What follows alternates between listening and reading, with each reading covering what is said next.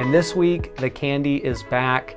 I had an itch that I needed to scratch in photographing some candy, and I actually also realized that I had 0 shots of candy on a green backdrop, but I had green paper, and so it just seemed like the perfect time. I have the itch to photograph and I have the paper to do it. Also, I have the Olympus OMD EM10 Mark III, which is a mouthful. Can totally understand why OM System is shortening the names. But I picked up this camera for shooting these shots of candy or these still lives, and I realized the only time we've actually used this camera for that purpose was when we were comparing the color science in this camera versus an older Olympus camera, the E500. And that's the only time I've actually used this camera for the purpose that I bought it. So we're kind of like having all these things come together perfectly. So we're gonna use the Olympus, which I actually just also picked up a 30mm macro lens for a few months ago. So we're gonna use that camera, we're gonna use the green paper, and we're gonna use some candy that caught my eye at the store to enter another photo into the series of candy shots that we have. Now, as we do this, hopefully we can get enough shots before I eat the entire bag of candy, but no promises. Once that shoots over, I'm gonna get my candy high. So without further ado, let's go shoot some photos. All right, everyone, welcome to our makeshift studio. This is just a corner of the room that I usually make YouTube videos in that I have a semi sort of studio set up in, and this works great for doing the macro still lives with candy. So that's what we're going to be doing here with this camera.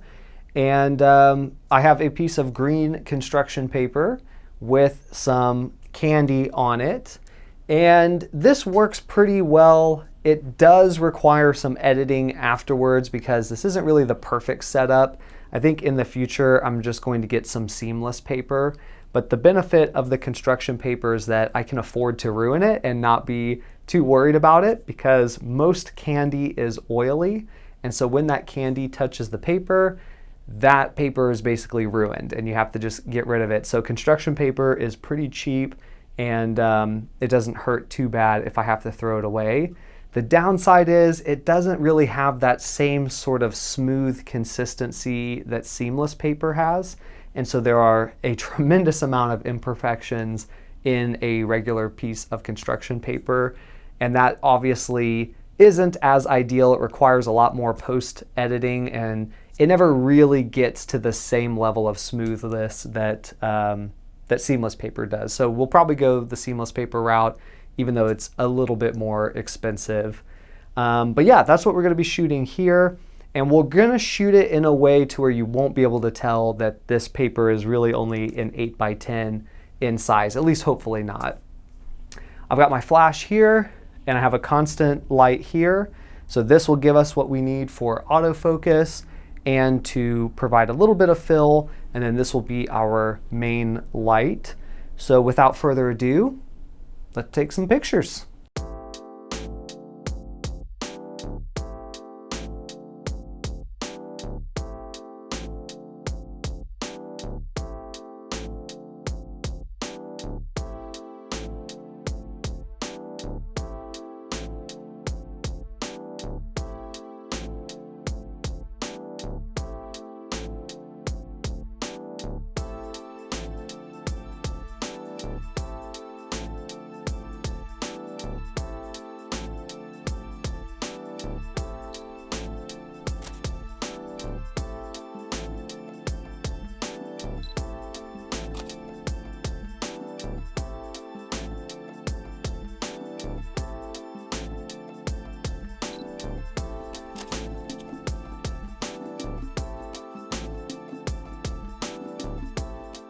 So we have our photo shot.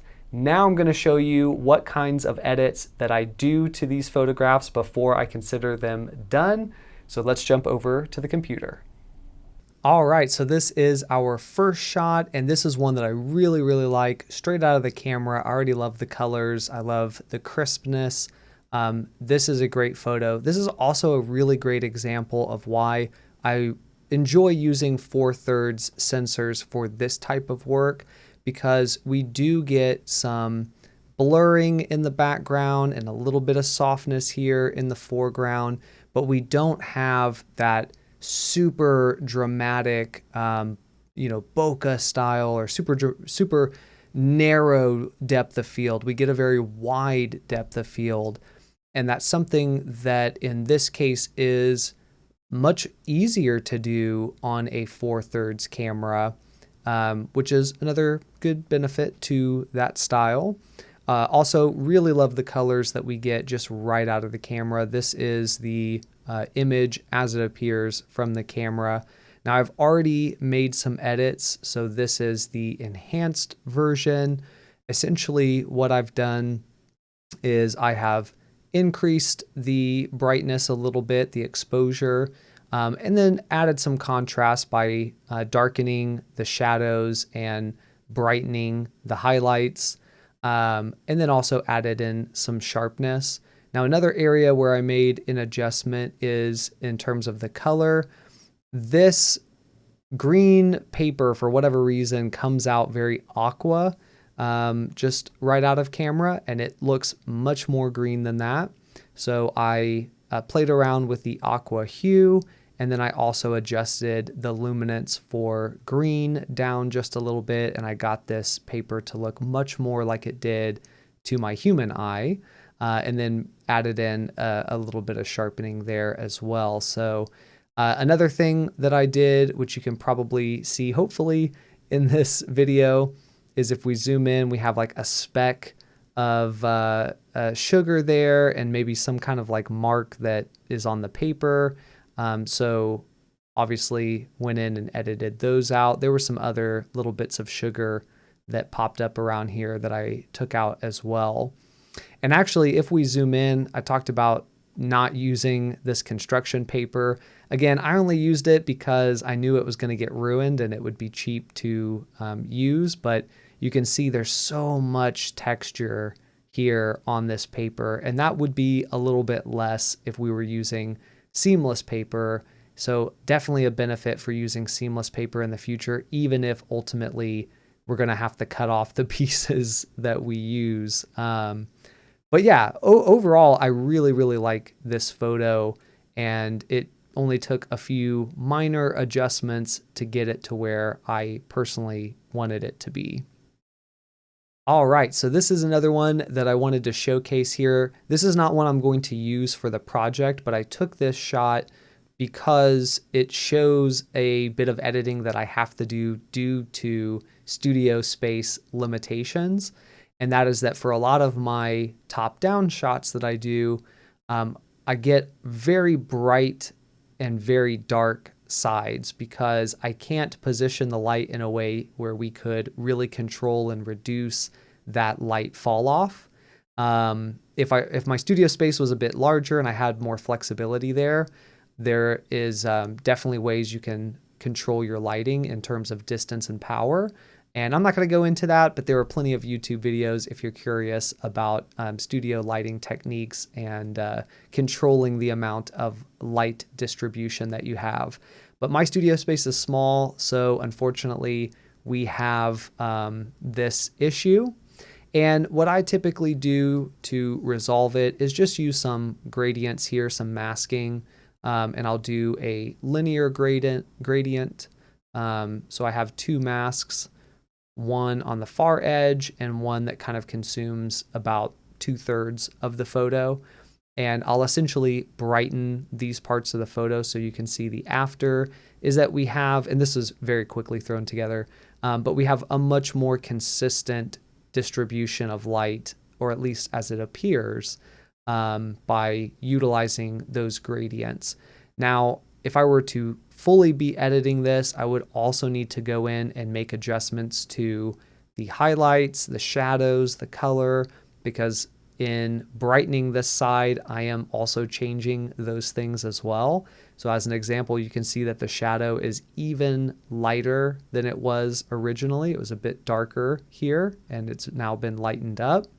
And also, if you look at this gummy before and after, you know, it did look a lot more like this one originally, and now it looks odd compared to this one in the front. So some adjustments will also be need to be made in that regard. So this is not a completed image, but just to show you how I would go about making this more even from one side to the other. So yeah, that is my general look at editing. So that's basically it. I don't do a whole lot. I do some very basic edits to these photos. Every once in a while, I'll play around and really stylize the photo or do some deeper edits if I really, really like a particular photo. And that's one of the great benefits of shooting digital, is that you can do so much in the editing process afterwards. Also, kind of one of the curses of digital is that sometimes you have to do a lot of edits afterwards. But in this case, we'll count it as a positive. And I hope that you enjoyed seeing what kind of edits that I do. And also, now I'll share the photos. So here they are. These are the photos. If you want to see these photos in a little bit higher resolution, then here in video form, I'm going to post them on my Instagram, and I'll also be uploading them to my website. The goal is to continue to produce photos in this candy series and eventually put together some kind of book or maybe submit these into a gallery. If you happen to live near a gallery and you know that they are accepting submissions, please let me know. You can drop a comment here in the video or also on my website. You can contact me there as well. And maybe I'll take a shot at submitting these to a gallery near you. If you enjoyed this video, do give me a thumbs up. And if you want to see more content like this, I am putting out videos every single week. So if you hit the subscribe button, you'll stay in the know for when the next video drops. Otherwise, for now, I'm Colton, and I'll see you in the next one.